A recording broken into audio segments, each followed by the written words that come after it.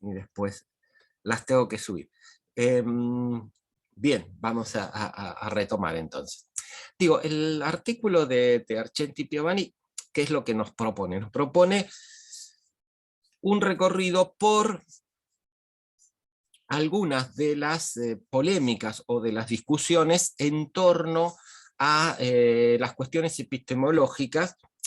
Y acá reitero, cuando hablamos de epistemología, lo que estamos tratando de hacer es de precisar cuáles son las características de un tipo especial de conocimiento que conocemos como conocimiento científico. La cuestión epistemológica es esta. Si bien, digamos, ellos comienzan haciendo referencia a una polémica o uno podría decir una discusión que en verdad se refiere específicamente al ámbito de las ciencias sociales, porque es esta famosa, digamos, esta famosa polémica o esta famosa controversia en torno a la cuestión de estrategias cuanti y cualitativas, o estrategias cuantitativas versus las cualitativas, y que esto, como yo les decía, ocupó la escena del, la escena del ámbito, perdón, de las ciencias sociales en esa década, y después, bueno, ya esa discusión fue diluyéndose. No es que las estrategias cualitativas aparecieron en esa época, sino que venían de antes, tenían su historia, pero por una serie de aspectos o de momentos, se puede decir, habían quedado relegadas dentro de la práctica de las ciencias sociales, o para ser todavía mucho más específico, habían quedado relegadas dentro sobre todo de lo que se conocía como la investigación científica en sociología, o sí, yo diría en sociología. No pasaba lo mismo en la antropología, no pasaba lo mismo obviamente tampoco en la historia, es decir, disciplinas que están, digamos, mucho más orientadas por sus objetos de estudio a estrategias de tipo cualitativa, como, digamos, pueden ser las historias de vida, la observación participante en el caso de la antropología, o directamente la hermenéutica en el caso de la historia en cuanto a la interpretación precisamente de textos o documentos. Esto un poquitito como para decir algunas cosas sobre lo que es esa discusión específica. Pero, digo, también me parece hacer referencia antes a otra cuestión que tiene que ver con lo que, porque, digamos, Argenti y Aznar, no, Argenti y Piovani van a retomar esta cuestión de la discusión entre lo quanti y lo quali en la otra, digamos, a posteriori.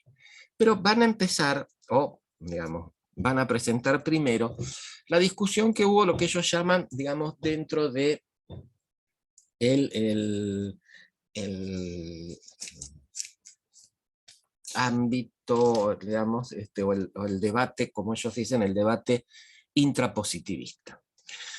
Y acá me parece que resulta válido hacer una referencia a un debate anterior que hubo dentro del campo de la epistemología, que es decir, se conoce con el debate entre, digamos, los inductivistas y los deductivistas. Una vez más o menos, es decir, que algunos autores, y sobre todo en este sentido mucho más Augusto Comte, pusiera un poquitito las bases para fijar las características de lo que en su momento se consideró digamos, el conocimiento científico, y digo, y esto no solamente Comte, sino Spencer, también otro conjunto de pensadores y de investigadores de la época.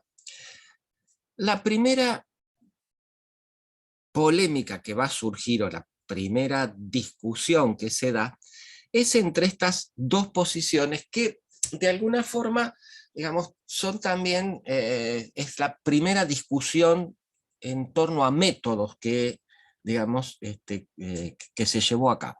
¿Mm?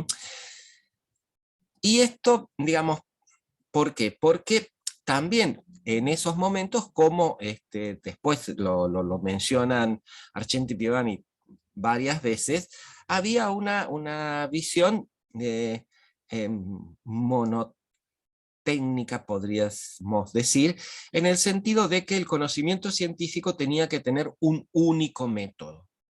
¿Sí? Y no podía dar la alternativa de tener dos concepciones diferentes o, digamos, complementarias o no. Eso no está. Pero, digamos, la cuestión era que tenía que haber un método. Entonces la discusión se plantea entre estas dos corrientes que también son corrientes, digamos, no solo metodológicas, sino que son corrientes de pensamientos o de lógica, digamos, o que se dan dentro del campo de la lógica. A ver, caractericemos rápido a cada una de ellas. Es decir, ¿qué es lo que propone el deductivismo? Como su nombre lo indica, que es deducir, es decir, sacar a partir de algo, digamos, de otra cosa. Ellos dicen, bueno, ¿de dónde se parte? Bueno, se parte de una idea general, de una concepción general, ¿no? Que ellos dicen es un axioma. ¿Por qué es un axioma? Porque, como es evidente en sí mismo, no necesita interpretación. Y por un conjunto de reglas lógicas se va llegando a un nivel, digamos, menor de abstracción, y este nivel menor de abstracción o encierra la posibilidad de que lo podamos contrastar empíricamente. O sea que la deducción va de lo general a lo particular. O si ustedes quieren, de enunciados generales a enunciados particulares. Y la forma clásica en que se presenta este pasaje de lo general a lo particular es lo que se conoce con el nombre de silogismo. Digamos, esta fórmula que se da en 3 enunciados, y que, qué sé yo, a ver, el ejemplo clásico es: todos los seres humanos son mortales, Sócrates era un ser humano, Sócrates se murió. Ahora, no importa, Carolina, que hayas entrado. No, en verdad, digamos, Sócrates es un ser humano, Sócrates es mortal. Fíjense acá la cuestión. ¿De qué se parte? De una afirmación de que hay una relación entre dos fenómenos, dos entidades, etcétera, etcétera. Después, ¿qué se dice? Se dice, bueno, la formulación que dice, todos los A son B. La segunda, ¿qué es lo que dice? C, Sócrates, es A, es un ser humano. Es lógico entonces que Sócrates que sea, también, que sea mortal. Entonces, digo, el pensamiento deductivo en este sentido es un pensamiento con un esquema lógico muy fuerte, muy contundente, y que es difícil de desarmar en varios sentidos. Por lo tanto, digo, bueno, ofrece ese tipo de ventajas, y por eso su propuesta se basa en eso. Bueno, ¿cómo conocemos? Conocemos a partir de una deducción, vamos sacando cuestiones, etcétera, etcétera. Ante esto, los inductivistas, ¿qué es lo que proponen? Proponen precisamente el camino contrario. No partimos de lo general, sino que partimos de algunas cuestiones particulares. Es decir, valga la redundancia. ¿Qué es lo que, y acá, digamos, en qué vemos esto? En que, digamos, vamos a tener un conjunto de enunciados particulares, pero de enunciados particulares que surgen a partir de la observación. Entonces, es decir, ¿qué es lo que van a decir los inductivistas? Bueno, nosotros vamos a ir recopilando datos y, obviamente, traduciendo, perdón, vamos a ir recopilando hechos, yo dije actos, tendría que haber dicho datos o hechos, y los vamos a traducir en un enunciado.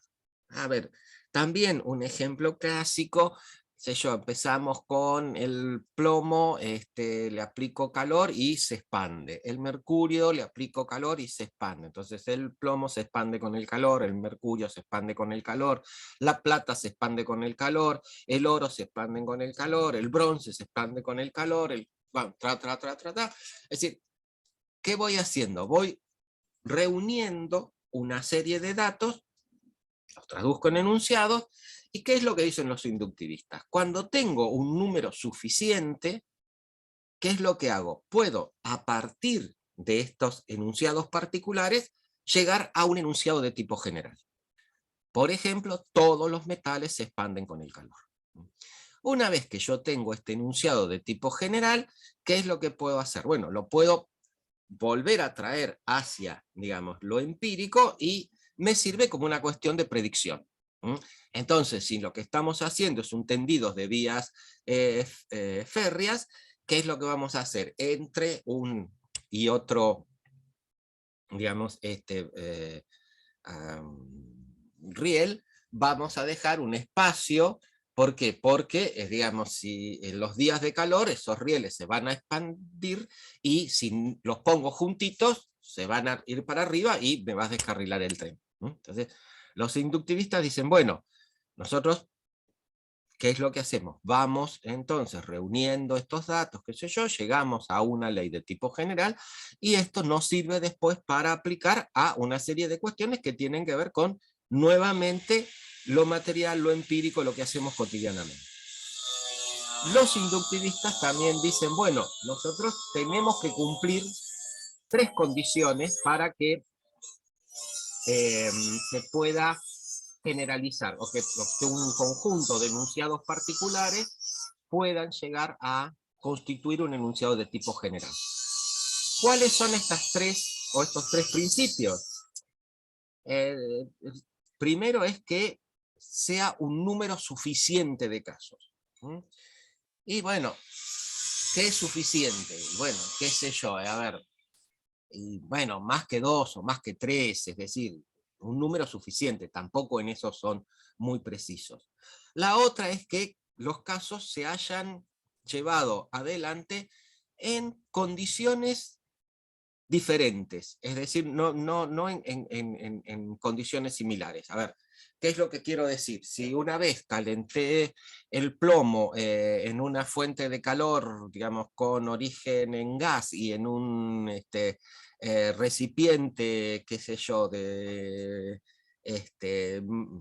no sé, vidrio, bueno, en otra no usaré gas, usaré carbón y usaré un recipiente de un metal más resistente, cosa de que no se, digamos, no se expanda y me permita ver qué pasa con el plomo.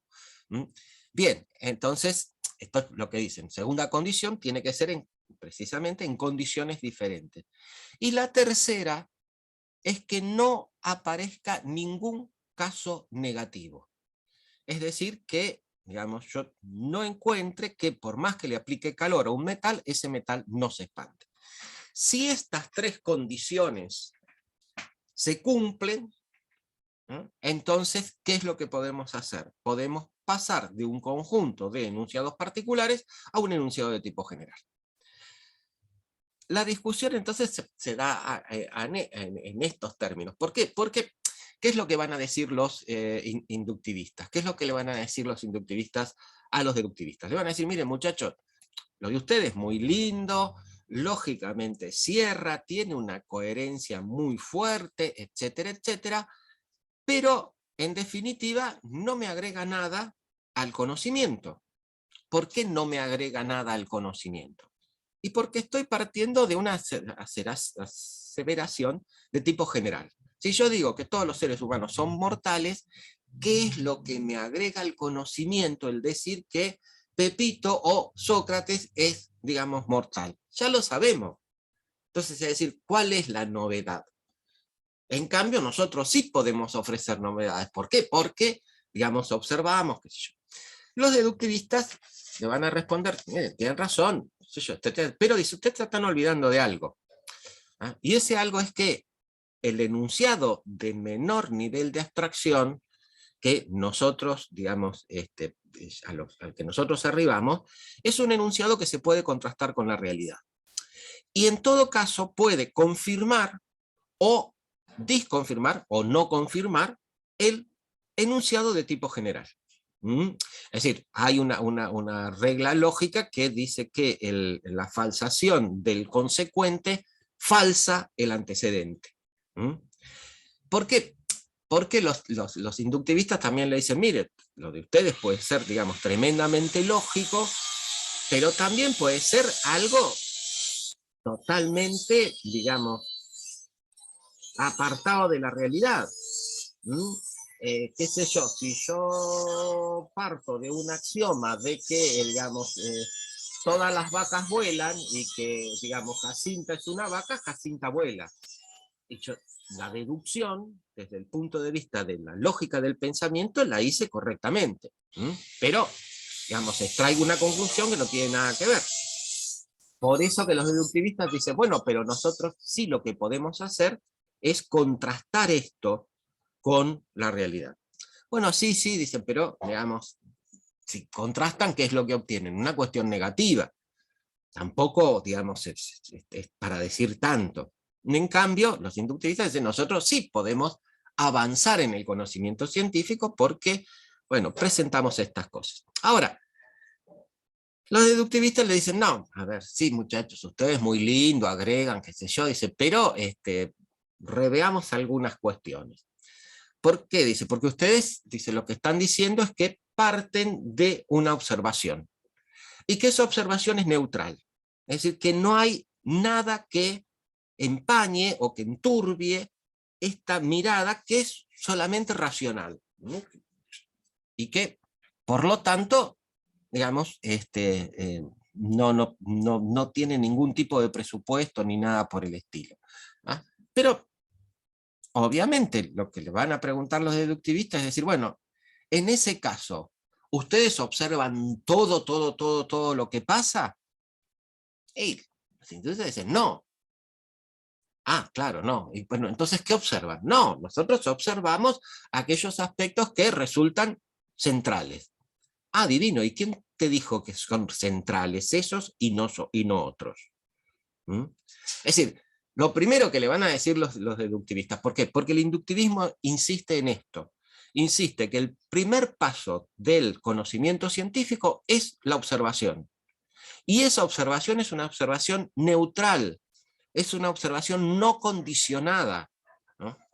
Y lo que los deductivistas le están diciendo es, no hay observación sin supuestos, no hay observación sin algo anterior a la observación. No voy a observar el mundo, ni voy a observar la totalidad de los aspectos de uno o dos fenómenos que yo creo o que considero que pueden estar relacionados. Voy a observar determinadas cuestiones. Y estas determinadas cuestiones, estos determinados aspectos que voy a enfatizar, tienen que ver con una cuestión teórica, una cuestión de supuestos, etcétera, etcétera, etcétera.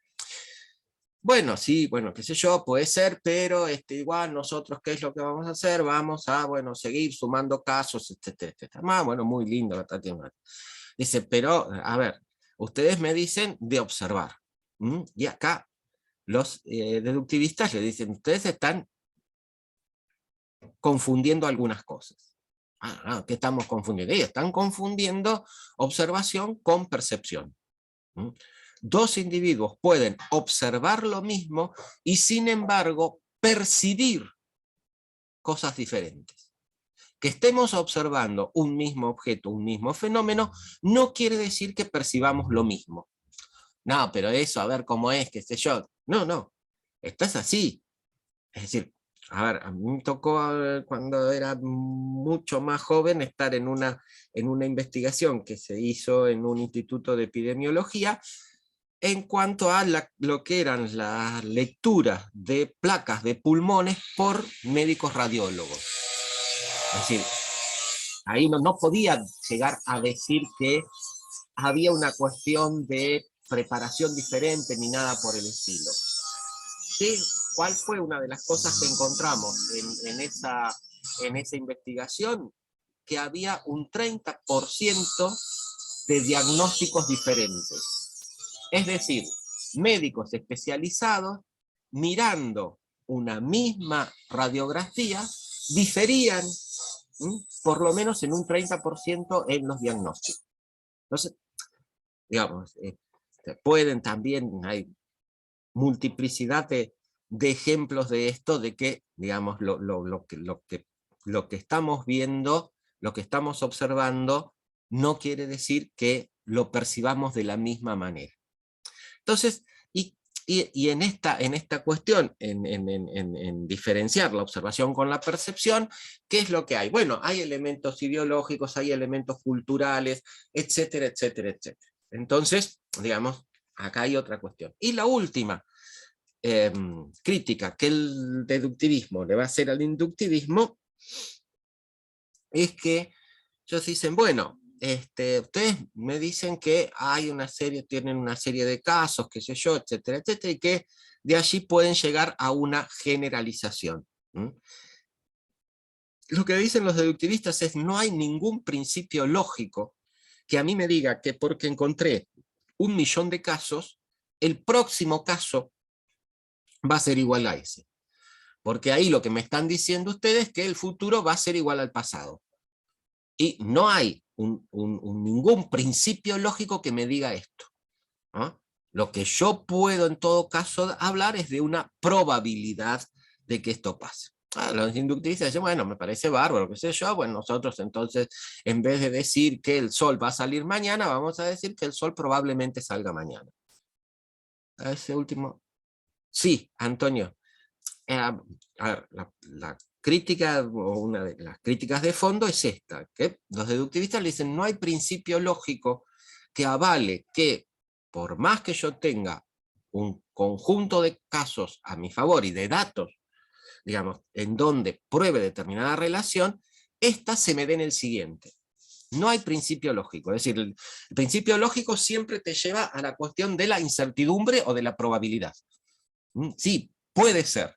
Entonces, es decir, por lo tanto, este enunciado que se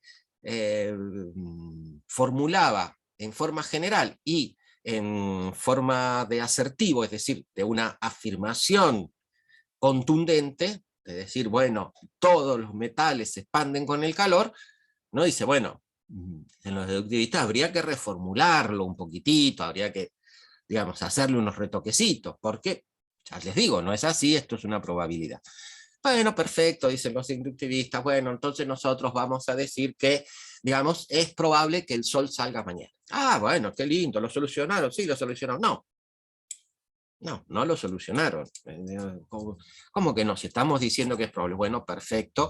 A ver, digamos, ¿cuántos datos tengo yo que comprobé que los metales se expanden con el calor? Y tengo 1.500.000. Buenísimo, tenés 1.500.000. ¿Cuántos metales más pueden llegar a, digamos, estar expuestos al calor de aquí en más? Y qué sé yo, un montón. Bueno, ¿qué es un montón? Infinitos. Bueno, bárbaro, infinito. Si divido cualquier número por infinito, ¿cuál es el resultado?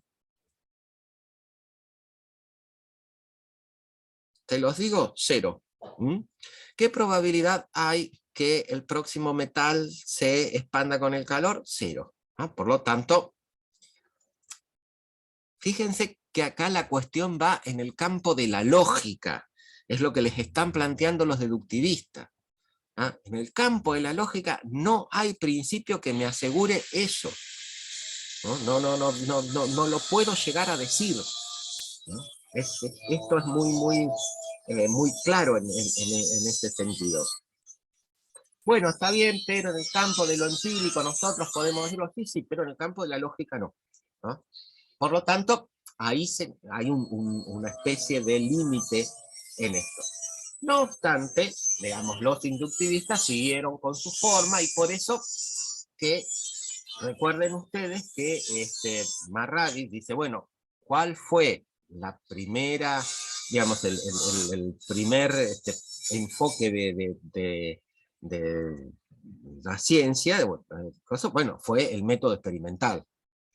Que el método experimental, ¿qué es lo que hago? Bueno, pongo en un laboratorio dos elementos, señalo un nexo de relación y de causa y efecto entre ellos, entre dos aspectos de estos elementos, ¿y qué es lo que hago? Pruebo. ¿Se da? Sí, se da de nuevo, sí, en otro laboratorio con otras condiciones, sí, patatín, patatán. Bueno, llego a la cuestión de, entonces, formular un enunciado de tipo general. Bien, esta es, digamos, el primer acercamiento a un positivismo y la primera, digamos, cuestión desde la concepción de método del conocimiento científico. ¿Qué es lo que quiero decir? Es la cuestión de una base o un principio inductivo, la cuestión de la observación como, digamos, primer paso, ahí con alguna concesión en cuanto, bueno, no es tan neutral como parece, pero bueno, observamos, qué sé yo, y la otra cuestión de esta perspectiva es que, digamos, se pueden establecer leyes universales. Recuerden ustedes que cuando mencionamos o hicimos una pasada muy rápida por el pensamiento de Comte, ¿con qué nos encontramos? Con que Comte decía que la sociología era una ciencia y que por lo tanto para hacer una ciencia, ¿a dónde tenía que llegar? Tenía que llegar a la formulación de leyes generales e invariantes. Quiere decir de leyes universales, que no importa en qué lugar del mundo nosotros vamos a estar, esa ley se va a cumplir. Bien, este es el esquema de base del conocimiento científico. Piénsenlo nuevamente cuando vimos Durkheim. Durkheim dice, bueno, nosotros no podemos llegar al método experimental, pero vamos a llegar al método cuasi experimental. ¿Qué hacemos? Por comparación, establecemos, miramos, elegimos, digamos, vemos los datos, etcétera, etcétera, inducimos, después está bien, vemos si nos da un resultado más o menos acorde con la teoría. Es decir, Durkheim combina la cuestión inductiva y deductiva, pero el punto de arranque es inductivo. Es decir, parto de observar, como él dice, bueno, tengo que definir, sí, etcétera, etcétera, pero observo. Y esta es, lo que quiero decir es, la primera aproximación a la caracterización de ciencia en las ciencias sociales está directamente relacionada a una visión de conocimiento científico que es muy análoga a la de las ciencias naturales, ¿no? Y a esta cuestión de que, ¿qué es lo que hago? Voy encontrando casos, compruebo, sumo casos, sumo casos, hasta que puedo establecer una ley de tipo general. Con una variante en el caso de las ciencias sociales, que ustedes un poco ya la vieron cuando Marradi habla de del método de la asociación, y que dice, bueno, ¿qué es lo que nosotros podemos hacer? Podemos asociar fenómenos y no relacionar fenómenos en cuanto a una relación de causa y efecto. Por eso digo, esta concepción de la causalidad o del principio de causalidad, bueno, aquí se va, en las ciencias sociales se va a ver replanteada y se va a avanzar mucho más en base a la concepción de la contingencia. Es decir, ¿qué quiero decir la contingencia? En que hay una relación, pero digamos hay una relación de grado, ¿no? La relación entre dos fenómenos puede ser más intensa o menos intensa, digamos, pero no es como dicen Argenti y Piovani de suma cero. En el método experimental, ¿qué es decir suma cero? Y fíjense, recuerden que yo les insistí en esto, que el método experimental tiene como uno de sus parámetros básicos lo que es el principio de la determinación. Es decir, la relación de causa y efecto es necesaria.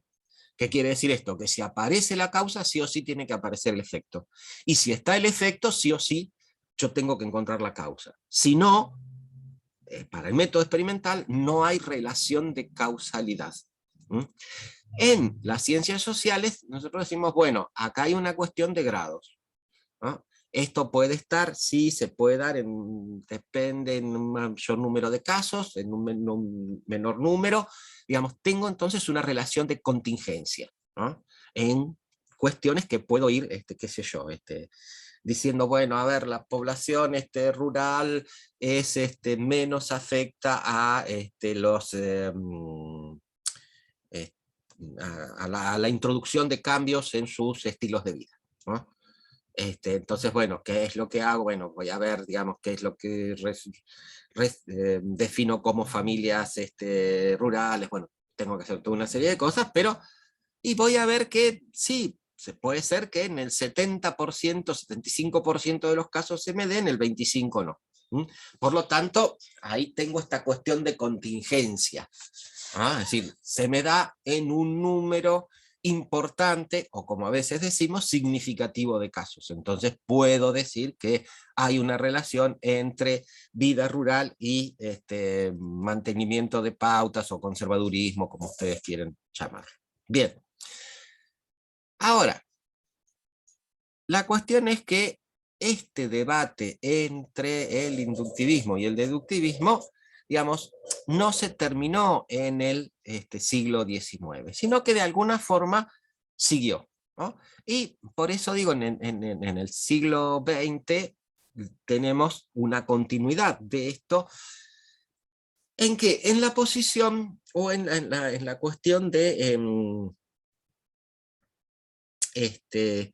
del posicionamiento y de la crítica al inductivismo que va a formular un señor que creo que ustedes ya por ahí lo escucharon nombrar, que es Karl Popper.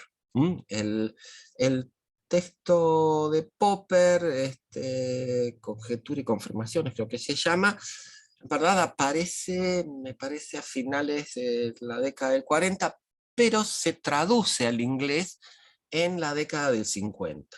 Del 50 y pico, una cosa así, y ahí es donde se difunde.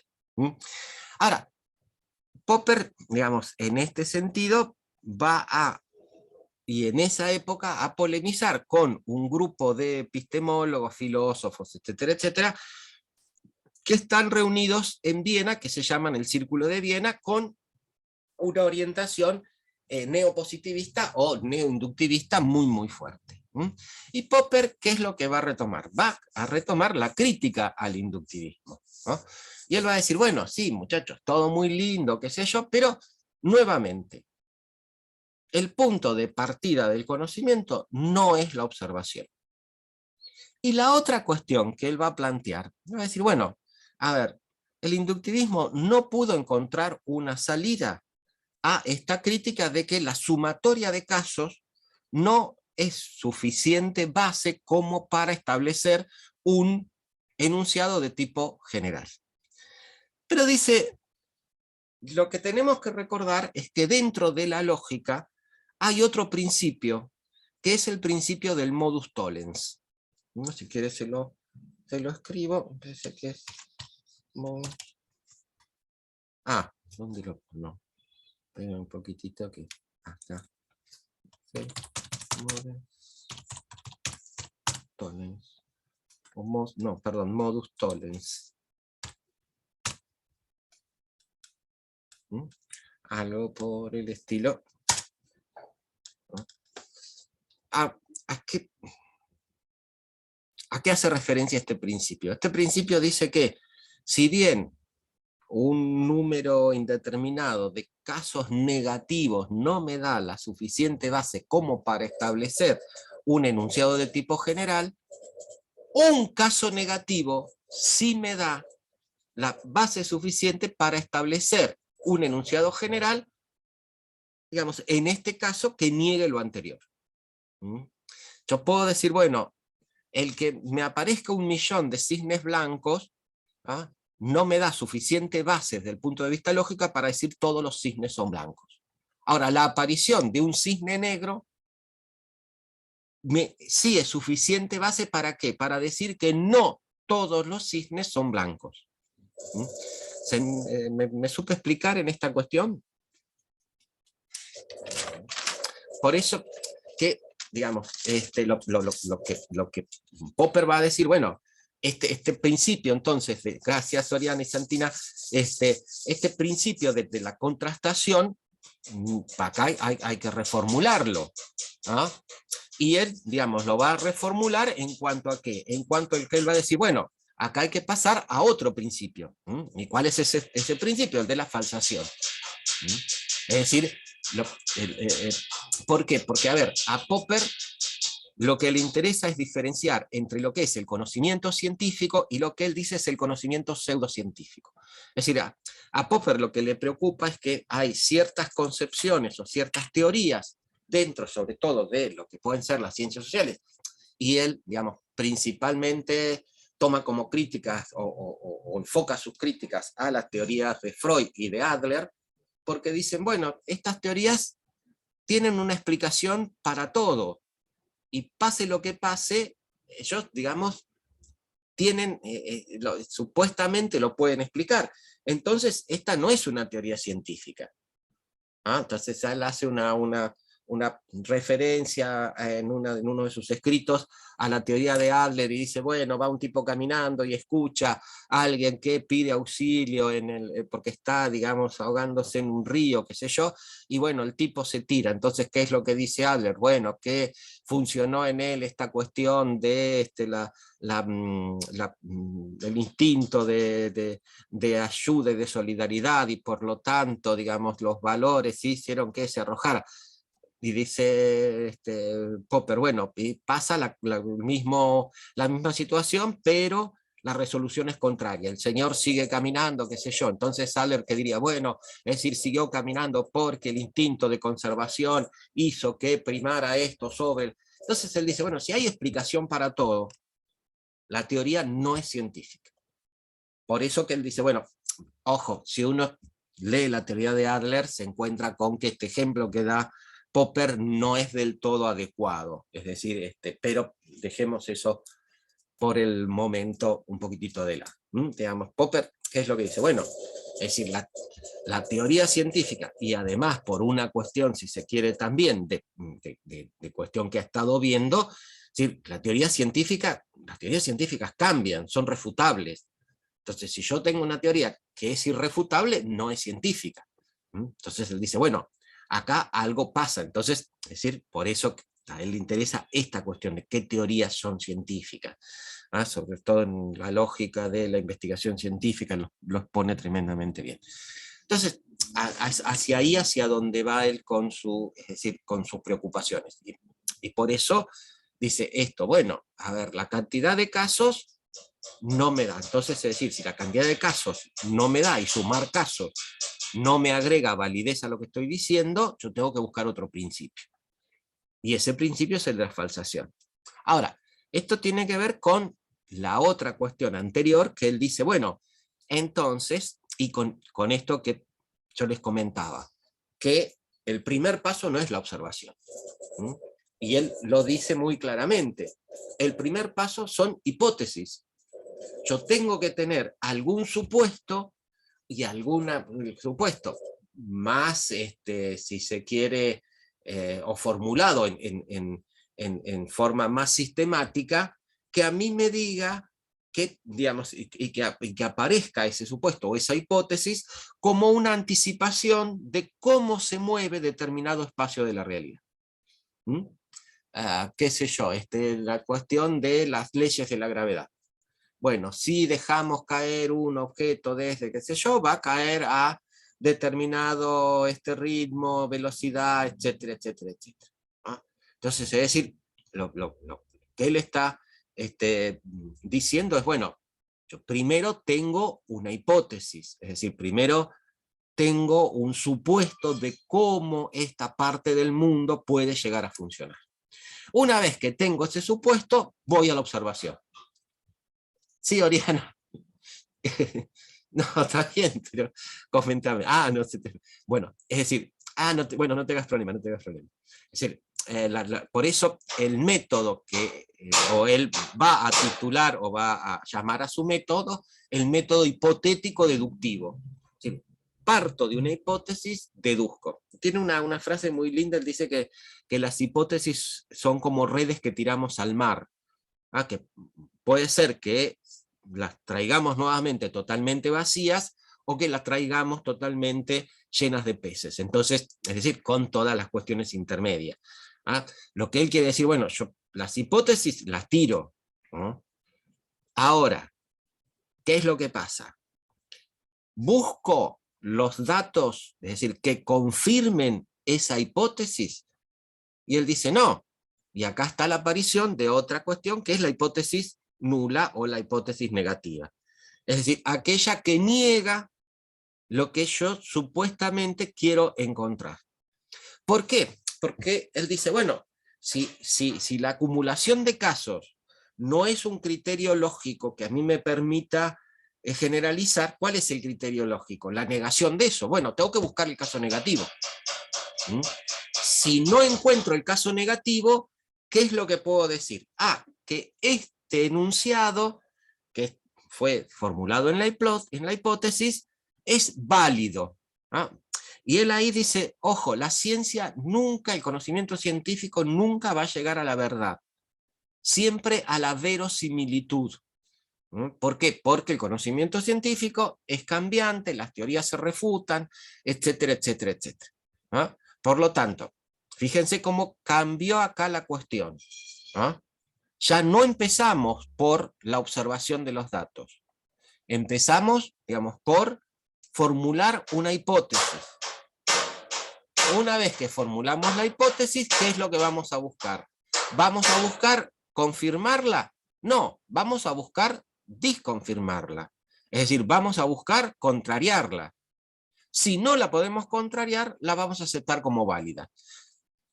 ¿Por qué como válida? Porque Popper dice, bueno, a ver, puede ser que en todo este tiempo no hayamos encontrado el caso negativo, lo cual no quiere decir que no exista, ¿no? Sino que en algún otro momento lo voy a poder encontrar. Por eso que dentro del esquema popperiano, las afirmaciones del conocimiento científico siempre tienen algún grado de precariedad, porque siempre están sometidas a una nueva verificación, o en este caso a un nuevo intento de desconfirmación, es decir, de falsación de la hipótesis.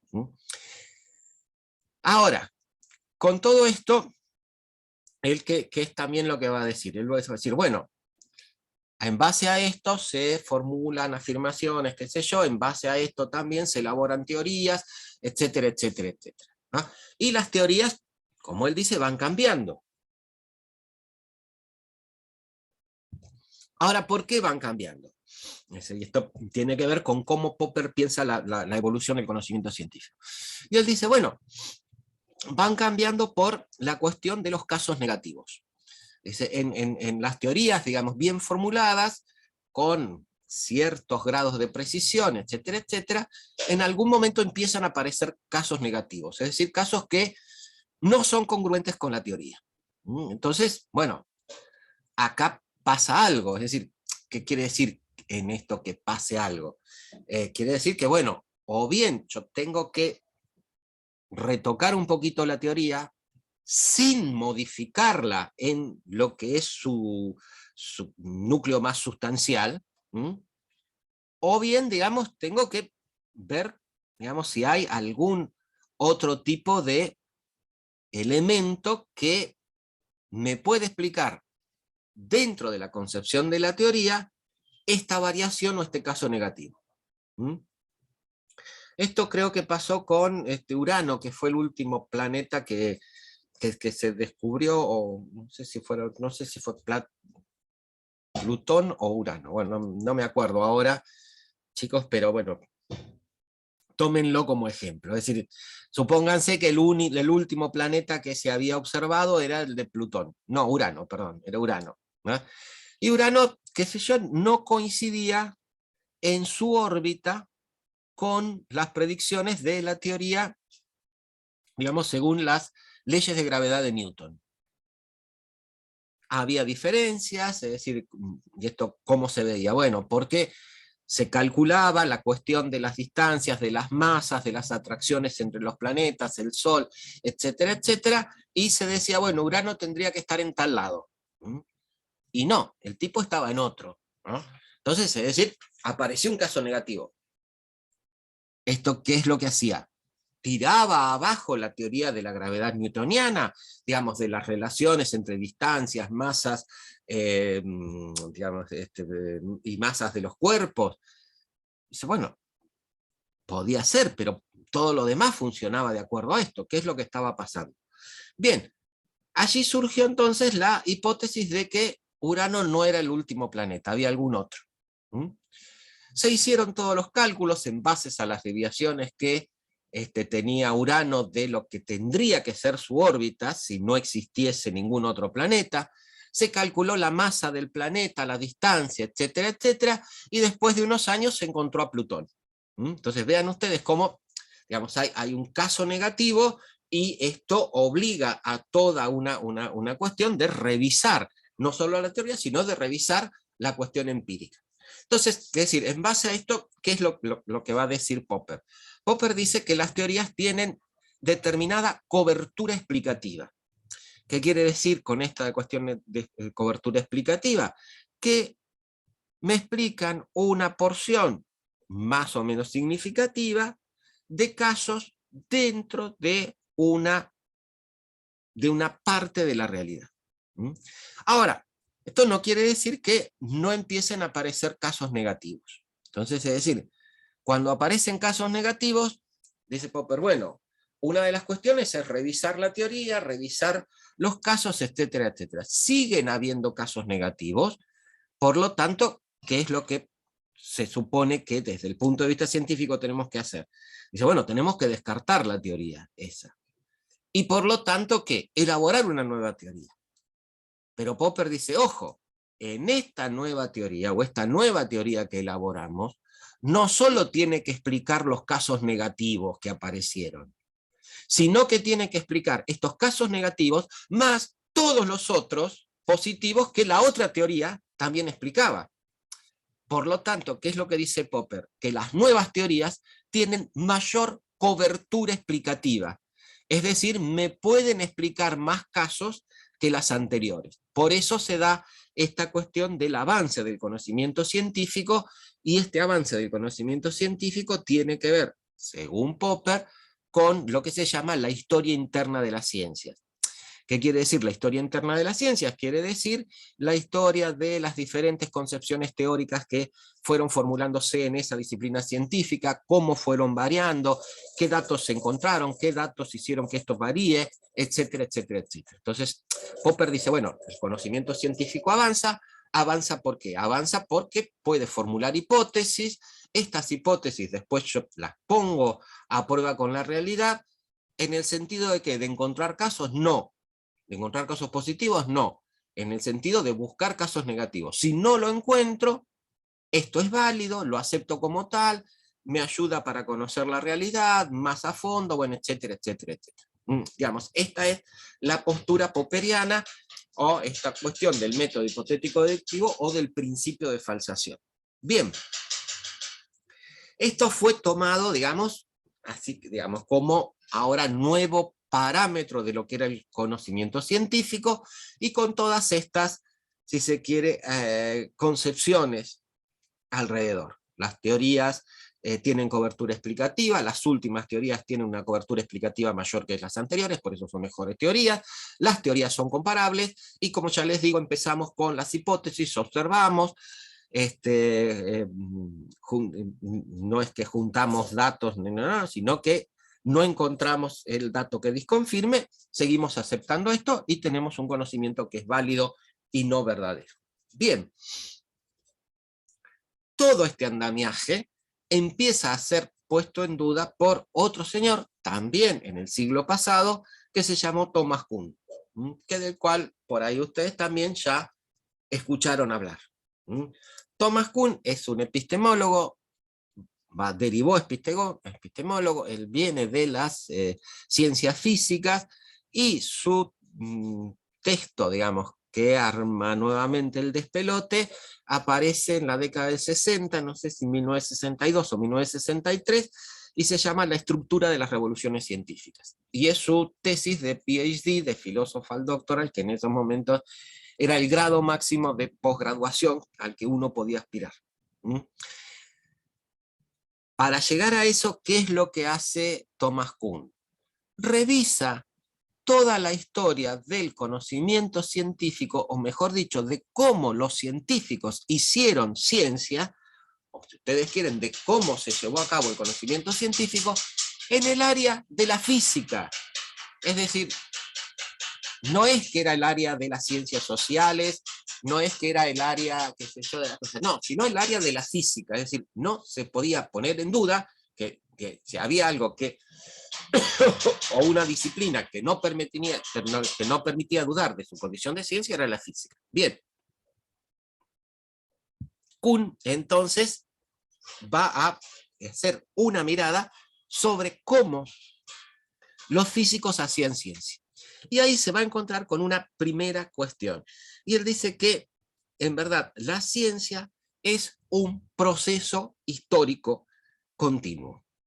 Por lo tanto, ¿qué es lo que quiere decir? Acá no hay una imagen, digamos, o una concepción absoluta de la ciencia, sino que esto va variando histórica y socialmente.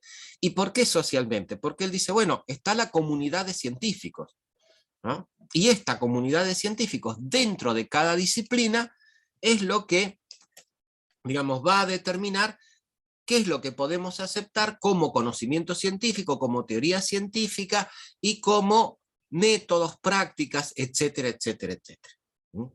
Entonces, lo que va a decir Kuhn con toda esta cuestión de teorías, métodos y prácticas, él esto lo va a capturar bajo el concepto de paradigma. Si ustedes escucharon hablar de Kuhn, tienen que haber escuchado hablar de paradigma. No hay en esto, digamos, ningún tipo de escapatoria. Ahora, él, digamos, para Kuhn, esta noción de paradigma tiene como dos grandes significados, o dos significados. Uno es que un paradigma es, digamos, un conjunto de generalizaciones, disculpen, simbólica, modelos, heurísticos, valores comunes y soluciones ejemplares compartidas por una comunidad científica en un momento dado. Sí, fíjense lo que él dice, no es solamente una cuestión teórica ni nada por el estilo, es también una cuestión metodológica. Y no es solamente una cuestión teórica, sino que él agrega que en este paradigma de tipo general también está una visión del mundo. Recuerden ustedes que Marx definía la ideología como una visión del mundo. Entonces, lo que está diciendo Kuhn en este sentido es que dentro del paradigma también los científicos comparten esta visión universal, y en esta visión universal comparten también aquello que, según ellos, existe o no existe. Por lo tanto, de alguna forma lo que está diciendo Kuhn, en cualquier formulación científica, aún la de la física, hay un elemento que aparece como extracientífico o paracientífico, que es esta visión de la realidad. La segunda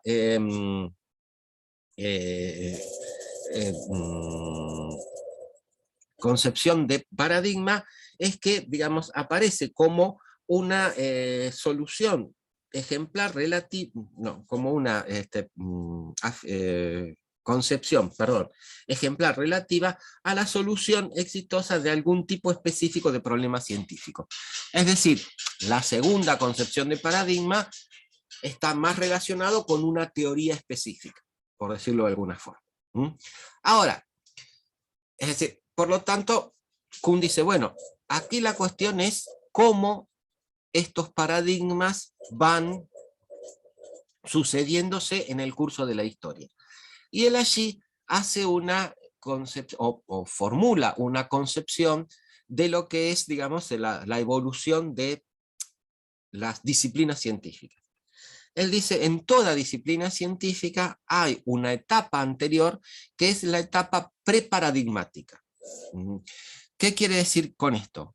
Que no hay un paradigma que esté ubicado en posición de dominante. Generalmente él dice, en esta etapa preparadigmática es cuando las disciplinas científicas comienzan a separarse del tronco común de la filosofía y de la religión. Es decir, empiezan a definir un campo de conocimiento específico y las reglas por las cuales ese conocimiento va a avanzar, etcétera, etcétera. Esta es la etapa preparadigmática. Y insisto un poquitito en esto porque me parece que en el artículo hay una que yo, digamos, creo que es un error que aparece por apresuramiento, porque en un momento los autores dicen que se vuelve a una etapa preparadigmática. No, digamos, en la evolución del conocimiento científico en cada una de las disciplinas, una vez que se abandonó la etapa preparadigmática, no se vuelve a esa etapa. Es decir, ¿por qué? Porque esa etapa significa la separación, y esto está muy claro en la estructura de las revoluciones científicas, que es el texto de Kuhn, digamos, a una separación de ese tipo de conocimientos del tronco común, ya les digo, de la filosofía y de la religión. Bien, en esta etapa paradigmática, cuando se supera o cuando se sale de ella, se sale, ¿por qué? Porque hay un paradigma que es el paradigma dominante. Digamos, este conjunto de concepciones, de teorías, de métodos, de técnicas, etcétera, etcétera, que no solo va a dirigir la investigación científica de ENMAS, sino que va a exigir, va también a dirigir, perdón, lo que son las instancias de formación de los nuevos científicos, ¿no? Por eso que él dice, bueno, este periodo en el cual hay un paradigma que se ubica en posición dominante es lo que Kuhn va a llamar los periodos de ciencia normal. Esto, entonces la comunidad va trabajando allí, qué sé yo. Y él dice, bueno, ahora estos paradigmas en algún momento también entran a tambalear.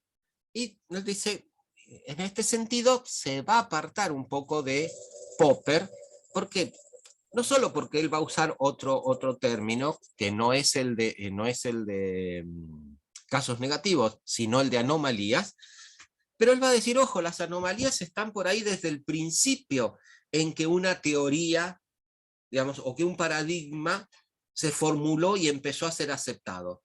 Lo que pasa es que no tenían tanto peso, el conocimiento podía seguir avanzando, no, estas anomalías no resultaban tan significativas. Bueno, pero en algún momento pasa esto. Entonces dice, acá es un momento en el cual, digamos, hay un despelote dentro de este campo científico. ¿Por qué? Porque el paradigma se viene abajo, ¿no? Entonces, digamos, ¿qué es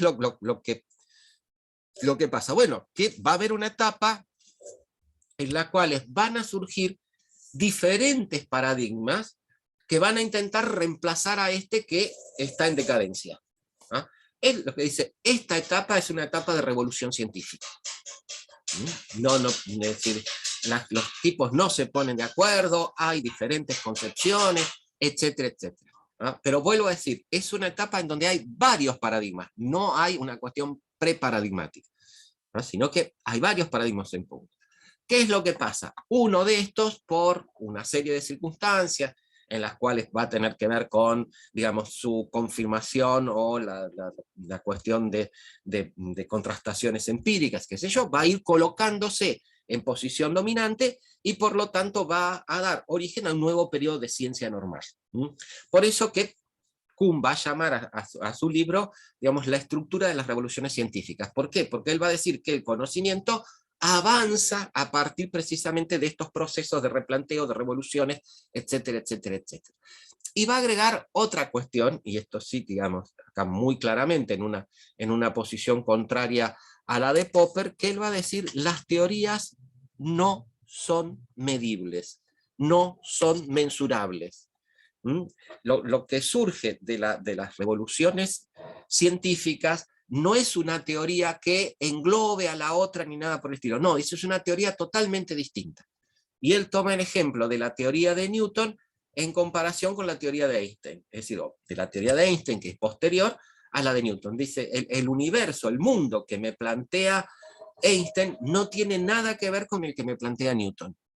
Por lo tanto, dice, es otro paradigma, es otro mundo, es otra mirada de la realidad, y por lo tanto, por eso que las teorías no son conmensurables, yo no puedo decir cuál es la que abarca una mayor cobertura explicativa. Me lo explica de otra manera, pero no puedo decir que esta es mejor. Bueno, esta suplantó a la otra, esto es lo único que puedo llegar a decir. Por lo tanto, digo, fíjense que en Kuhn aparecen una serie de cuestiones, y aparecen algo que fíjense que también ustedes lo vieron que decía Bourdieu. Aparece esta comunidad de científicos, por eso él dice que el conocimiento científico es un producto histórico y social. ¿Por qué? Porque los paradigmas científicos van a ser, los dominantes, van a ser aquellos que los científicos de una determinada profesión o de un determinado ámbito de saber consideran que son los que pueden estar en esa posición, a los que se les puede adjudicar estas características de conocimiento científico, etcétera, etcétera, etcétera. Por lo tanto, por eso él dice acá, la ciencia es un producto histórico-social, precisamente por estas cuestiones. Y la otra cuestión que va a continuar, y en esto sí hay una reafirmación de lo que decía Popper, Kuhn va a decir, bueno, va a seguir usando el término de validez en el conocimiento, y va a decir, bueno, en verdad, la ciencia nunca buscó la verdad. De última, la verdad es más un criterio de tipo teológico que de tipo científico. Lo que buscó el conocimiento científico y lo que sigue buscando el conocimiento científico es una explicación de cómo funciona determinada parte del mundo del universo. Por lo tanto, acá no hay, digamos, yo no puedo usar el término de verdad, sino que vuelvo a usar esta cuestión de que este es un conocimiento válido. ¿Válido para qué? Para intervenir, para actuar en este universo, en esta parte del universo, etcétera, etcétera, etcétera. La otra cuestión, entonces, es decir, que va también a retomar Kuhn, y acá sí, en discusión muy fuerte con Popper, es en esta cuestión de que Popper decía, bueno, si yo quiero ver cuál es el desarrollo de las ciencias, con la historia interna de las ciencias, es decir, yo ya se los dije, qué descubrimientos hubo, qué teorías nuevas hubo, qué nuevos teóricos, quiénes reformularon. Esto es historia interna de la ciencia. Popper dice, bueno, si yo quiero ver cómo avanzó una disciplina científica, me basta con esta historia interna de la ciencia. Kuhn le va a decir, no, ni en pedo, no, así no es. Dice, ¿por qué? Bueno, porque vos tenés que tomar en cuenta tanto la historia interna como la historia externa de la ciencia. ¿Cuál es la historia externa de las ciencias? Bueno, las condiciones sociales, políticas, económicas, etcétera, etcétera, que hacen posible que se lleve adelante la investigación científica. Y es más, dice Kuhn, es la que a veces nos fija cuáles son los problemas a investigar, o cuáles son los problemas a indagar. Entonces, es decir, lo que está diciendo Kuhn muy rápidamente es, no, si yo no tengo en cuenta la historia externa de las ciencias, no puedo hacer historia de la ciencia. Chicas, chicos, fíjense lo que nos pasó con la cuestión del COVID. Las ciencias médicas o biológicas, bueno, avanzaron, y avanzaron bastante, ¿a partir de qué? A partir de un hecho que les aparece por fuera de su campo científico, que es digamos, una pandemia. Entonces, digo, es un poco lo que está diciendo Kuhn. Y la otra cuestión que está diciendo Kuhn también es, bueno, esto tiene que ver con qué recursos cuentan los científicos. Y ahí digo, bueno, y esto, si nosotros lo vemos, digamos, por países, vamos a ver que hay una mayor proporción de inscripción de patentes, esto quiere decir de productos que surgen a partir de los inventos y la investigación científica, en los países más desarrollados, que son los que más recursos en relación a su Producto Interno Bruto destinan al conocimiento científico.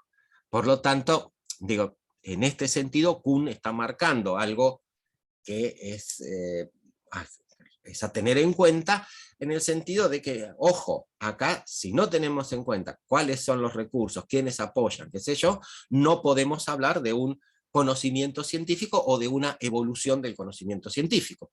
Es decir, esto pasa a ser un aspecto significativo dentro de esto. Bien, Esta es la posición kuhniana con la cuestión de los paradigmas, del cambio de paradigmas, de la suplanta. Hay una cuestión última que me olvidaba, que él dice, bueno, en las ciencias sociales, él dice, bueno, yo puedo hablar de una disciplina científica cuando tengo periodos de ciencias normales y por lo tanto tengo un paradigma dominante. Y esto dice, no pasa en las ciencias sociales. En las ciencias sociales, ¿qué es lo que yo tengo? Discusión de paradigmas. Entonces tengo varios paradigmas dando vuelta para precisamente la explicación o el intento de explicar determinados fenómenos. Por lo tanto, Kuhn dice, bueno, hay que ver el grado de cientificidad de estas disciplinas, por ahí no es como el de las ciencias naturales, bueno, toda una serie de cuestiones que dan a discusión. Según otros autores, precisamente esta cuestión de varios paradigmas es lo que convierte o es un dato que es ventajoso para las ciencias sociales en comparación con las ciencias de la naturaleza o, digamos, las ciencias sí, naturales o físicas, por decirlo de alguna forma. Pero bueno, esta es otra discusión que se da dentro del campo de la epistemología, es decir, como que precisamente la variedad de paradigmas me permite la multiplicidad de puntos de vista o de sentidos de abordaje de las problemáticas o de los problemas que aparecen dentro de una disciplina científica. Bien, hasta aquí Don Kuhn. Me supe explicar, lo revisamos si quieren, pero me interesa que quede claro cómo varía la posición. ¿Sí?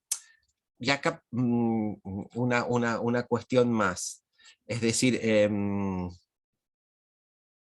fíjense cómo a partir de Popper y cómo, digamos, también con Kuhn, cambia la posición de los datos. Que esto también, chicas, chicos, ya lo vieron en Bourdieu. ¿Ah? Es decir, ¿qué es lo que quiero decir? Según la concepción original o primigenia del inductivismo, los datos aparecen al principio. Digamos, son los datos los que van a generar la teoría. En Popper, en Kuhn y en Imre Lakatos, que es el otro epistemólogo del siglo pasado, que vamos a ver muy por arriba, la cuestión es distinta. Los datos recién aparecen en el momento de la confirmación o disconfirmación o no confirmación de las hipótesis. Este es el cambio, digamos, más relevante que hay en estas dos concepciones. Pero así como les digo, este es el cambio más relevante, también les digo, ninguna de estas posiciones abandona la cuestión de que la confirmación de un enunciado que queremos llamar científico tiene que darse en los datos. Es decir, cambia el lugar de lo empírico dentro del proceso de indagación científica. Lo que no cambia es la referencia a lo empírico. Si queremos hablar de ciencia, sí o sí tenemos que hacer referencia a lo factual, a los datos y a la serie de datos. Y esto ya les digo en cualquiera de las concepciones del conocimiento científico. Bien, reitero, hasta aquí Kuhn, me supe explicar, quieren que volvamos hacia atrás, pasamos a, bárbaro, gracias Oriana, pasamos a Lakatos, bárbaro, gracias. Buenísimo. Bueno, entonces pasemos a Imre Lakatos. Imre Lakatos fue un epistemólogo húngaro, lo que él de alguna forma intenta, gracias Lauri, es rescatar algunas cosas de Popper, pero teniendo en cuenta también estas cuestiones que plantea Kuhn. Por eso que Lakatos va a hablar de programas de investigación.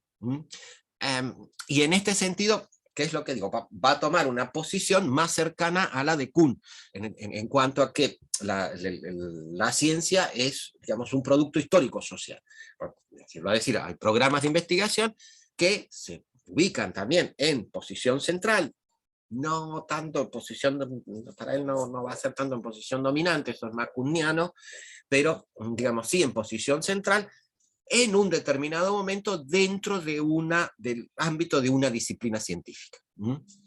Pero, ¿dónde va a estar la cuestión de lo popperiano? Él va a decir, bueno, estos programas de investigación tienen un núcleo duro, es decir, un conjunto de hipótesis que no permiten ningún tipo de modificación. Es decir, no es que no la permitan, es que si modificamos, o si se modifica una de esas hipótesis, en verdad se modifica el programa de investigación. Estamos en presencia de otro programa de investigación. Entonces, Lakatos dice, bueno, hay este núcleo, esta cuestión, digamos, acá compacta, que está compuesto no por una gran cantidad de hipótesis o de aproximaciones teóricas, digamos, por un conjunto relativamente, digamos, escaso de esto, pero digamos que es esta cuestión dura que no permite, digamos, modificaciones. Este núcleo central está rodeado de un cinturón de protección, es decir, hipótesis de un menor nivel de abstracción, también de una menor pretensión de alcance, etcétera, etcétera, que pueden ser modificadas. Que estas sí son las que en primera instancia vamos a, digamos, modificar, suplantar, etcétera, etcétera, etcétera. Por lo tanto, se dice, bueno, ante los embates, y acá también esto es popperiano, no va a hablar de anomalías, sino precisamente retomar esta cuestión de casos negativos, digamos, el surgimiento de casos negativos, ¿con qué choca primero? Bueno, con este cinturón de protección. Si las hipótesis de este cinturón de protección pueden ser modificadas para explicar los casos negativos, el núcleo está salvado y por lo tanto el programa de investigación continúa. Si el conjunto de hipótesis que está en el cinturón de protección no, digamos, no permite salvar estos casos negativos, es decir, si la modificación de los mismas no llega a explicar estos casos negativos, es ahí donde sí entra en crisis el núcleo y por lo tanto hay que modificar las hipótesis centrales y se modifica el programa de investigación. Y también Lakatos es, digamos, popperiano en el sentido de pensar que, o de postular, que si que si nosotros queremos ver cuál es la evolución del conocimiento científico, nos basta con la historia interna de las ciencias. Él dice, bueno, esto que dice Kuhn de la historia no es tanto, al final las comunidades científicas en verdad son las que deciden los problemas, etcétera, etcétera, etcétera. Por lo tanto, la cuestión es volver a la historia interna de la ciencia. Esa es la posición de Imre Lakatos. Y dentro de lo que es el debate intrapositivista, hay una última referencia a un señor que se llamó Feyerabend, que es el del anarquismo metodológico. Feyerabend dice, miren, ¿para qué se preocupan por todo esto? Al final cada científico en verdad investiga como puede, con lo que puede, etcétera, etcétera, y acá hay una variedad de métodos, qué sé yo, bueno, es decir, una posición por eso conocida como el del anarquismo metodológico, que alguna cuestión tiene, pero que, digamos, de alguna forma no refleja tan ajustadamente el desarrollo empírico de las investigaciones. Bien, con eso cerramos, digamos, hay algunas cosas que obviamente les fui agregando digamos, para que ustedes pudieran hacer una mejor lectura de esto, pero digamos, con esto un poquito cerramos lo que vendría a ser la discusión o la polémica o los conflictos intrapositivistas, es decir, la discusión que también, digamos, replantearía esta cuestión del intrapositivismo, porque en verdad, a partir de Popper, no sé si podemos seguir hablando de un positivismo tal como lo plantea Augusto Comte. Pero bueno, no nos pongamos a discutir por denominaciones, sino decir, bueno, es decir, ¿qué es lo que nos está diciendo? Bueno, hay toda una, digamos, todas estas estrategias de alguna, perdón, todas estos posicionamientos teóricos en torno a la cuestión epistemológica están asociados en su forma de llevarse a cabo a estrategias de tipo cuantitativas.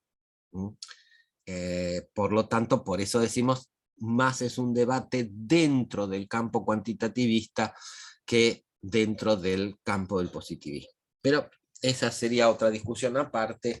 No me hagan caso, es decir, sigan hablando de este debate intrapositivista cuando tengan que estudiar y presentar el tema. Bien, hasta aquí esta parte. Nos queda por ver todas las críticas al positivismo y a los enfoques digamos, y después lo que son los enfoques no estándar, que también es toda otra discusión, etcétera, etcétera. Pero ahí yo les pediría, digamos, ¿por qué? Porque nos va a llevar una horita, más o menos, les pediría que lo trabajemos el lunes, así lo podemos trabajar en una forma de bloque completo. Bueno, dale. Y usar este tiempo que nos queda, digamos, para que ustedes me vayan diciendo si por grupo fueron eligiendo algún tema de investigación. Vuelvo a decir, tema de investigación, no problema. ¿Estuvieron trabajando en eso? Primero, ¿conformaron los grupos definitivos? Digo, los grupos con los cuales, o el equipo con el cual ustedes van a hacer el trabajo final, sí, bien, bárbaro. Bien. Está bien, Facundo, también. Gracias, Oriana, listo. Bien. Bien, entonces, los grupos más o menos los tenemos. Dentro de esos grupos, ¿pensaron temas de investigación? Y reitero, temas, no problemas.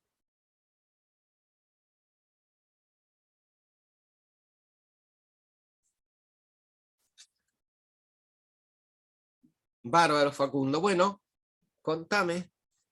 Bueno, está bien, Facundo, pero se planteó, pero ¿qué tema se planteó, Facundo?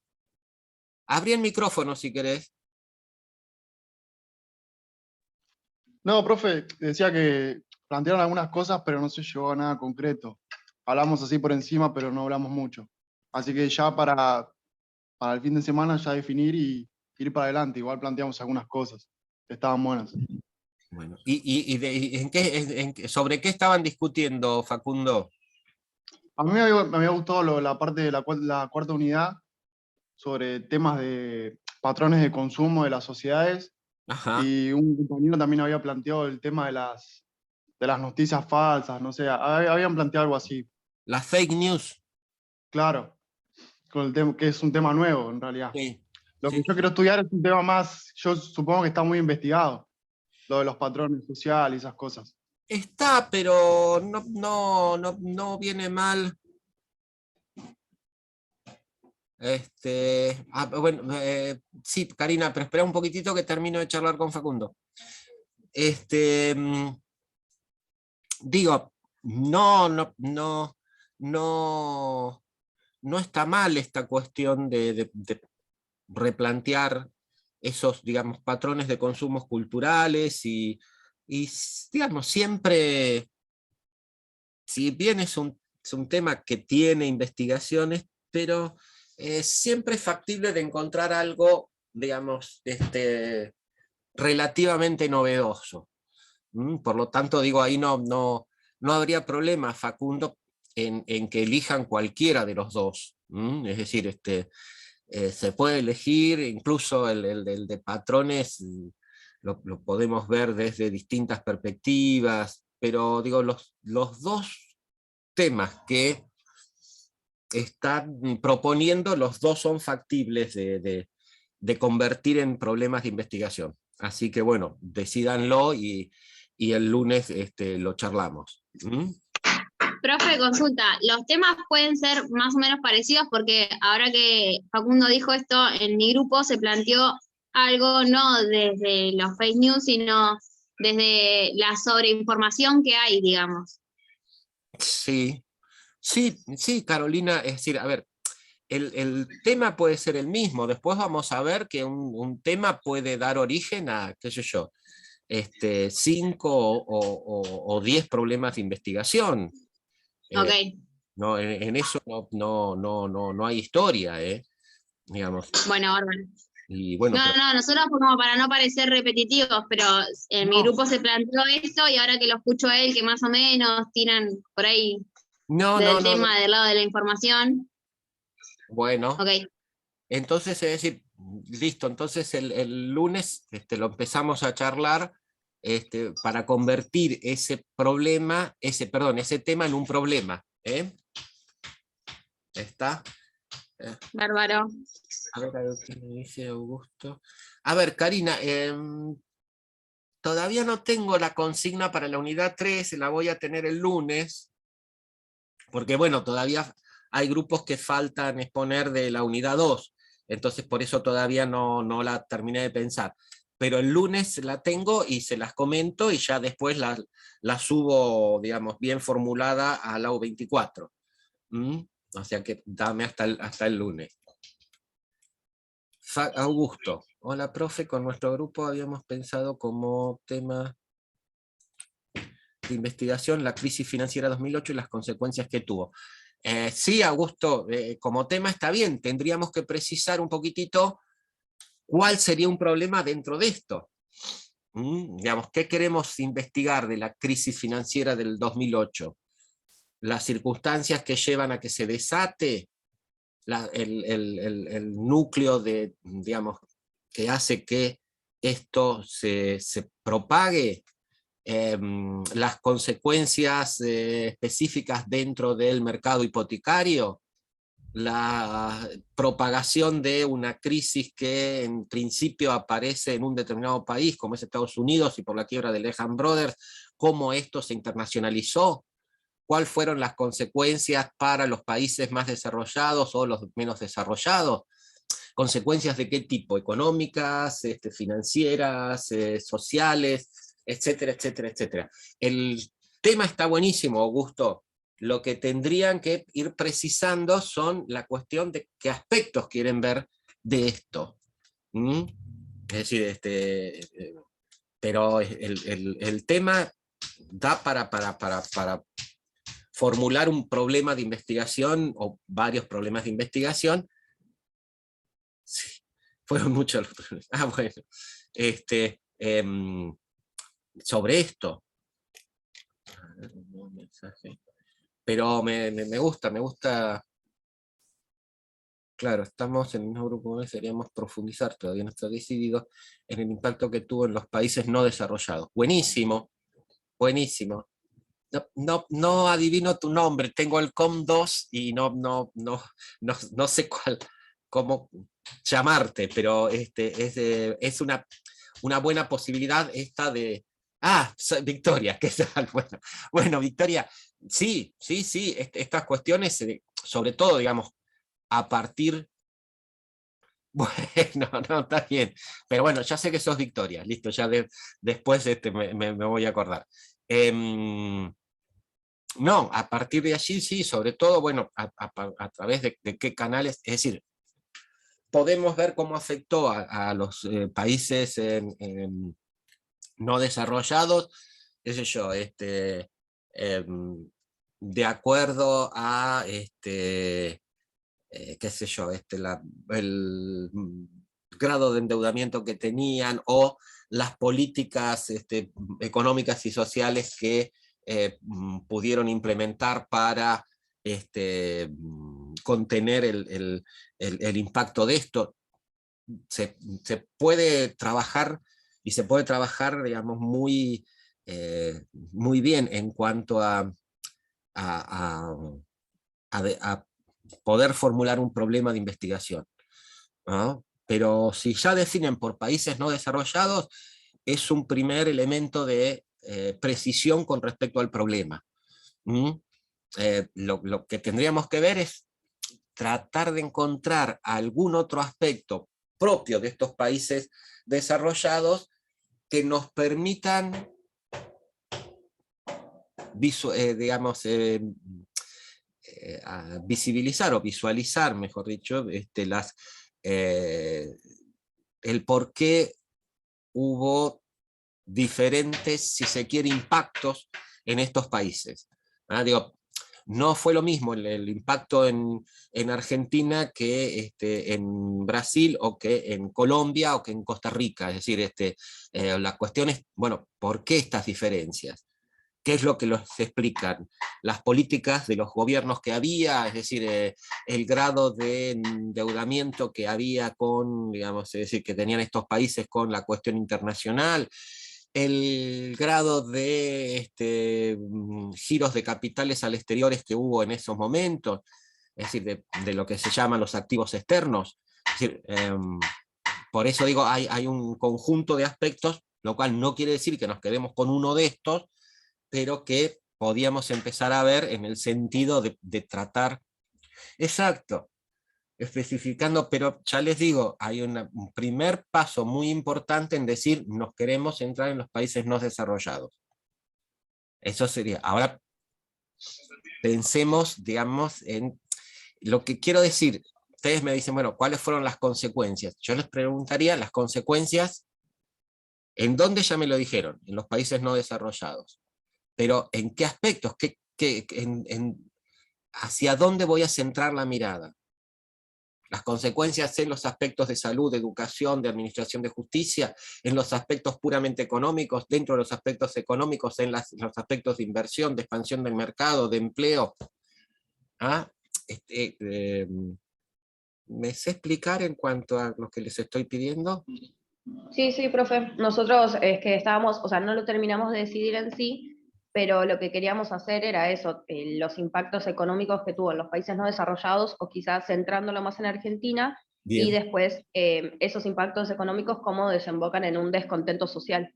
Algo así sería, o sea, tenemos que ir igual definiéndolo mucho más. No, pero está bien, digo, tienen pasos avanzados y eso está bárbaro, en el sentido de, bueno, Augusto, bárbaro. Es decir, en el sentido de ir precisando el problema. Digamos, ya tienen un tema uno podría decir, bueno, a ver, ¿cuál sería el tema? Las crisis financieras, crisis económicas del sistema. Ustedes ya tienen ahí, dentro de eso, una primera precisión que dicen es la crisis del 2008. Una segunda precisión que es, bueno, cómo esta crisis impactó en los países no desarrollados. Fíjense cómo van acotando el problema. Yo no estoy hablando de, digamos, todas las crisis, estoy hablando de esta crisis. Lo que vamos a estudiar es esta crisis. Primera cuestión. Podríamos decir la del 2001, antes, qué sé yo, el efecto tequila, hubo varias en la década del 90. Pero ustedes precisan esta, 2008. En todo el mundo no, me están diciendo. Países no desarrollados. Segunda precisión. Fíjense cómo el ir recortando me va dejando por fuera toda otra serie de cuestiones.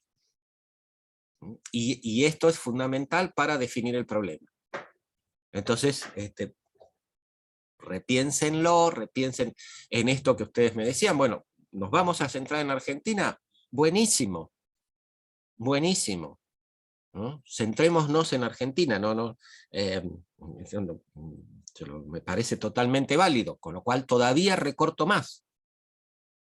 Ahora, después veamos entonces en qué aspectos vamos a ver esta manifestación de la crisis del 2008 en Argentina. Pero es un muy buen inicio para definir un problema. Así que bueno, sigamos por esa línea. Profe, le hago otra consulta, porque ahora que plantearon esto, para no repetir, yo se lo voy a plantear a mi grupo igual, pero para no repetir así temas, voy a plantear dar el golpe de Estado y cómo afectó a la Argentina en esa época y cómo afecta ahora, ¿puede ser? Sí, es decir, por ejemplo, no sé, ahora en cuanto a las medidas que se tomaron en esa época, en cuanto a cómo están las organizaciones sociales, tipo Abuelas de Plaza de Mayo y todas esas cosas, y cómo afectan ahora.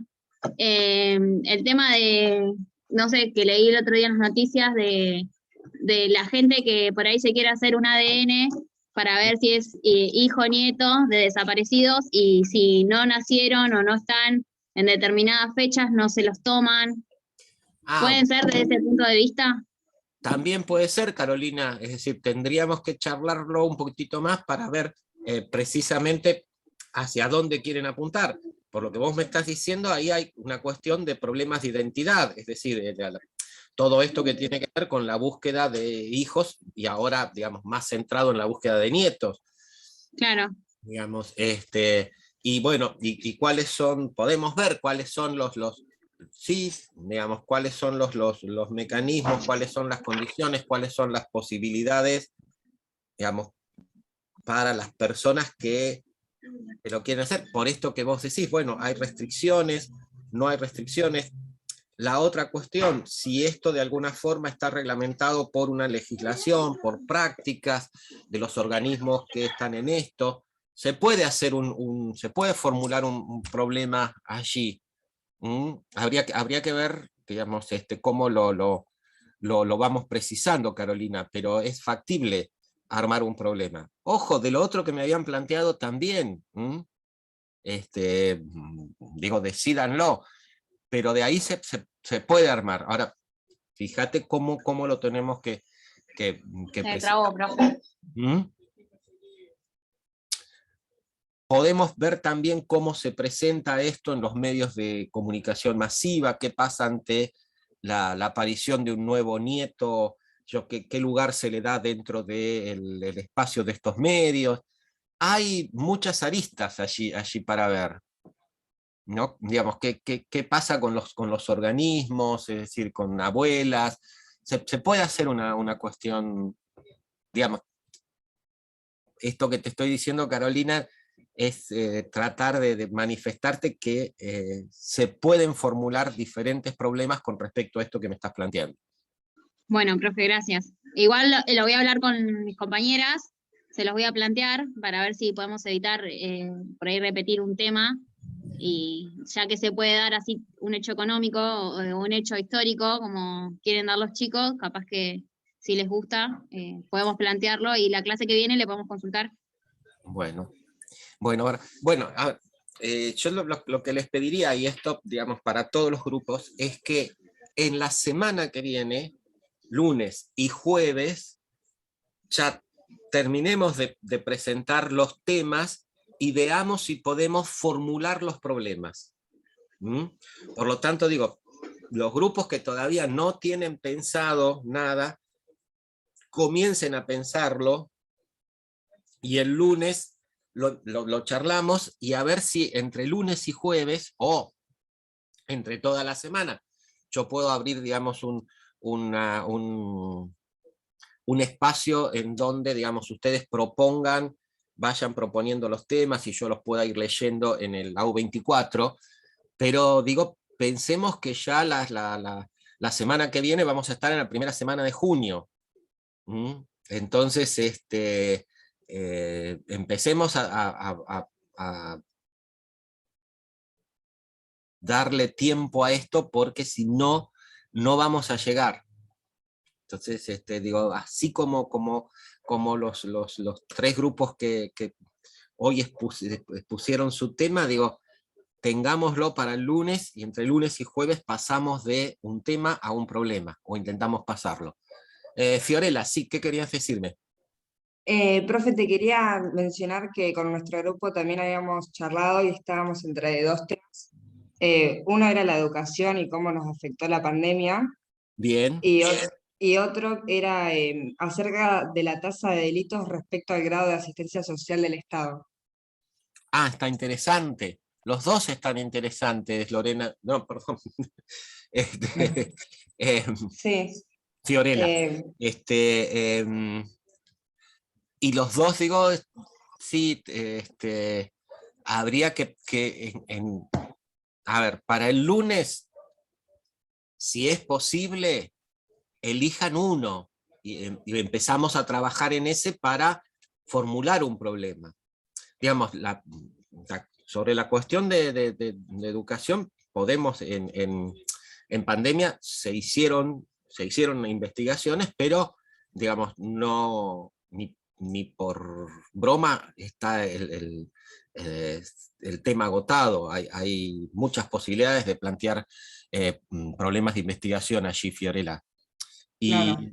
con respecto a la cuestión de relación entre De los delitos delitos y la y, asistencia social. y asistencia social, también es un tema, digamos, se ha trabajado, pero falta trabajarlo mucho, sobre todo también ahí lo que tendríamos, bueno, lo que ustedes también, si se deciden por eso, lo que tendríamos que precisar es la cuestión de cómo acotamos esta cuestión amplia de delitos. Es decir, a ver, lo que quiero decir es, ¿qué tipo de delito estamos pensando como más asociado a la cuestión de carencia o de retiro del Estado de una asistencia social? ¿Mm? Es decir, pues, a ver, yo digo, ¿qué vamos a medir? ¿La tasa de femicidios? ¿Tiene que ver? O lo que vamos a ver son los delitos aquellos que tienen que ver con hurto, cuestiones a la propiedad, etcétera, etcétera, etcétera. Digamos, pensar un poquitito cuál es la relación. Digo, si el Estado se retira y por lo tanto no tengo para comer, bueno, una opción es el delinquir, pero dentro de esa opción amplia de delitos, ¿cuáles son aquellos que están más relacionados con la obtención de recursos rápidos para la cuestión de la subsistencia? Digo, para tratar de ser rigurosos en lo que estamos midiendo y en lo que estamos comparando, Fiorella. Claro, deberíamos elegir un tema y usar más precisión para elegir el problema. Claro, porque yo puedo decir, bueno, tomo la tasa de homicidios, y bueno, ¿qué estoy diciendo? Entonces, que el tipo que no recibe la asistencia se pone loco y sale a matar gente. Tipo este pibe de 18 años que mató a 21 personas en Texas. Digamos, o busco precisamente aquellos delitos que tienen que ver con una cuestión de asegurar una subsistencia. Claro. ¿Mm? Bueno, para el lunes lo charlamos y lo traemos mejor preparado. Dale, no, pero está buenísimo, digamos, estuvo preparado para lo que yo les pedí, así que estuvo bárbaro, Fiorella. Lo que quiero decir es, definan uno y avanzamos en esa dirección. ¿Mm? Perfecto, profe, gracias. No, de nada. Bien. Chicas, chicos, ¿alguna otra pregunta, alguna otra consulta? Piensen esto, a partir de hoy y de aquí en más, este espacio de, digamos, consulta, de coordinación, qué sé yo, lo vamos a tener todas las veces que nos veamos, más las que nos veamos en la facultad, para aquellos que pueden ir. Por lo tanto, digo, vayan pensando, no se queden atrás, tenemos que cerrar los trabajos de investigación, de integración final, y yo estoy dispuesto, ustedes lo saben, a que esos trabajos, a partir de las consultas, lleguen con, digamos, sobradas probabilidades de aprobación. Entonces, trabajemos esto. ¿Mm? Profesor, disculpe, Sí. ¿podría ser algo así como consecuencias positivas para el medio ambiente durante la cuarentena del 2020? Porque, por ejemplo, en Venecia, Italia, los canales se aclararon, más peces, China dejó de emitir tanta polución, en Buenos Aires el nivel del aire mejoró, y es como que, y eso fue todo durante la pandemia, y podría Sí, podríamos hacer, tomarse. Sí, Winiverse, podríamos pensar algo así, digamos, de ver, digamos, cuáles son las consecuencias para el ambiente de esta cuestión de menos menos tránsito, menos salida de la gente, etcétera, etcétera. Sí, tenés razón, lo de Venecia también creo que, no me acuerdo si fue en China, que empezaron a Claro, verse algunas ciudades porque no se veían desde arriba claro, su principal problema es el nivel de contaminación de todas las fábricas, todo el CO2, y bueno, durante la cuarentena todo ese nivel disminuyó. Por ejemplo, también dejó ya no salían tantos vuelos, entonces también se redujo el nivel de CO2. Sí, se redujo el nivel de tránsito, se redujeron, digamos, muchas cosas. Sí, se podría ver Universal Pero alguna entonces, cuestión, sí. ¿se podría tomar a nivel mundial o tal vez se tendría que reducir más? Mira, eso lo pueden plantear, es decir, tanto a nivel mundial, como por ahí se lo podría, digamos, plantear con alguna cuestión de una categorización amplia de, qué sé yo, países desarrollados, países en vías de desarrollo, países, es decir, subdesarrollados, un poquitito como para tratar de decir, bueno, tomo algún tipo de variable como para ver si hubo algún efecto diferencial en esto. Ah, claro, tipo diferenciarlo, por ejemplo, en calidad del aire en Buenos Aires, calidad del aire en China, calidad del aire en otro lugar, ¿no? Y luego otra categorización, por ejemplo, de los ríos, que los ríos, por ejemplo, como decíamos en Venecia, que se aclararon que hubo más peces. Por ejemplo, yo de Perú vi que el río el principal de Lima, de la capital, también se aclaró y había más vida marina. Sí, sí, sí, sí. Así que Acá en el Riachuelo también hubo algo. Yo así, me estoy acordando de algunos datos muy asistemáticamente, Winiverse, pero sí, sí, sí, sí. Pero digo, por eso lo podríamos tomar, si querés, también, o directamente a nivel global, o como te digo, pensando en una gran categorización para reunir grupos de países y ver, bueno, si hubo, qué sé yo, por ahí un avance más pronunciado en aquellos que anteriormente contaminaban más, qué sé yo, hacer algún tipo de, que el trabajo, el problema termine con algún tipo de inferencias en ese sentido. claro. Pero si no está bien, como lo digo, si no, veamos cómo lo podemos ir precisando, pero es un tema interesante también. Genial, profesor, gracias.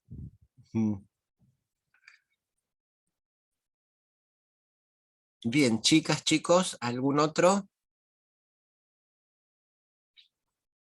Si no nos vemos el lunes, aquellos que no dijeron nada, o qué sé yo, el lunes sí o sí tengan algo elegido, porque si no nos vamos a atrasar mucho. Es decir, yo quiero ir avanzando semana por semana. Si la semana que viene dejamos listos los problemas, ya, digamos, ustedes pueden empezar con la formulación de objetivos o la búsqueda de antecedentes. Entonces los vamos, digamos, vamos dejando cerrados los ítems que ustedes tienen que completar para realizar el trabajo de integración final.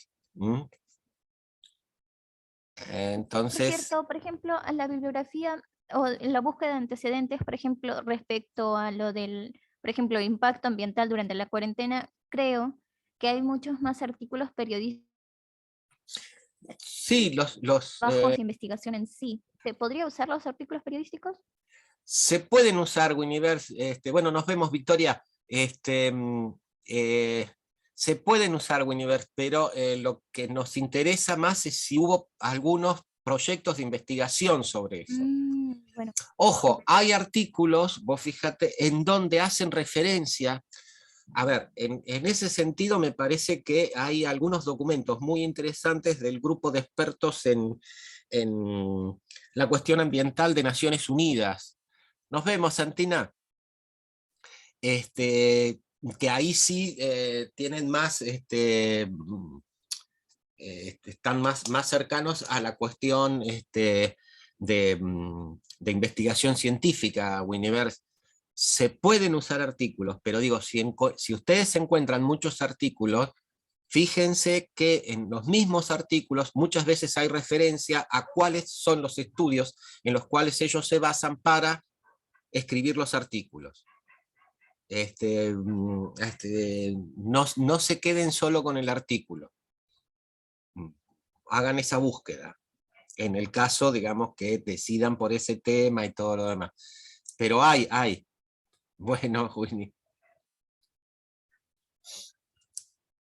Bueno, chicas, chicos, nos vemos el lunes. Lean Howard Becker, además de los que tienen que exponer, y yo voy a ver la consigna para la unidad 3. Si no hay ninguna otra acotación ni ninguna otra referencia, les digo hasta el lunes, buen fin de semana, que lo pasen lindo. Hasta el lunes, profe. Chau, Carolina. Nos vemos. Nos vemos. Chau, profe. Chau, Lorena. Chau, Winiver, hasta luego.